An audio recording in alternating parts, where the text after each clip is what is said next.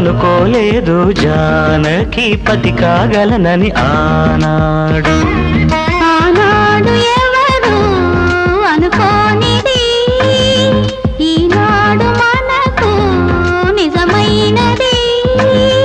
ఆ రామాయణం మన జీవన పారాయణం. రాముడు అనుకోలేదు జానకి పతి కాగలనని ఆనాడు.